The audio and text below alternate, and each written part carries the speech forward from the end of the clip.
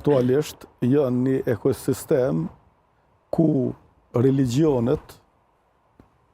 e sidomos tek ne, islami politik po i përdor me të madhe. Duke ditë algoritmet e rrjeteve sociale, Facebookut, TikTokut, që ato shkojnë në atë mënyrë që sa më tepër ta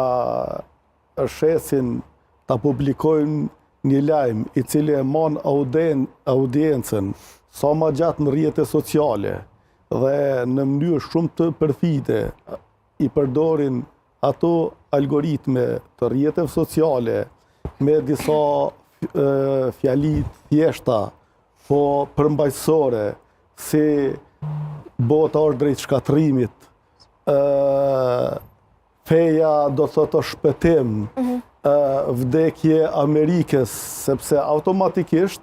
kur të përdoren këto shprehje, audiencën, ata që i përdoren, i fokuson në rrjete sociale. Dhe, shkoj matutje, rrjetet sociale përdoren nga religioni, nga islami politik, që të ndikojnë në shoqëri, që të bëjnë presion mbi shoqërinë, që edhe të imponojmë normat fetare në shoqëri. E pse përmajnë veç islamin? Ne në Kosovë e kemi islamin problem tash, sepse islami po tenton me tjetërsu, do të thotë edhe kushtetutën tonë, sa ka ndiku jashtëzakonisht shumë,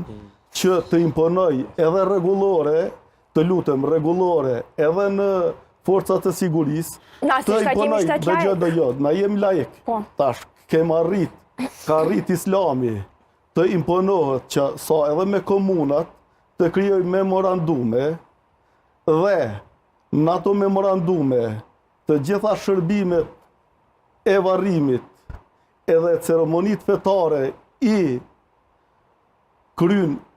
komuna, me taksa tona, ndërsa prap shkon hoxha, do thot imam, ju bojnë presion qytetarëve të varfër, edhe pse paguhen nga shteti, dhe ja marrin antarësinë. Në këtë rast, këto memorandume janë antikushtetuese, antiligjore, të marrë parasysh se shteti i Kosovës është shtet laik, dhe qysh ka arrit deri te ky influencim, sa të ndikohen te kryetarët e komunave, kanë arrit duke i përdorur rrjetet sociale, mediumet, dhe tash ata janë politikan dhe shohin, do thot, bashkësinë islame në këtë rast dhe besimtarët si vota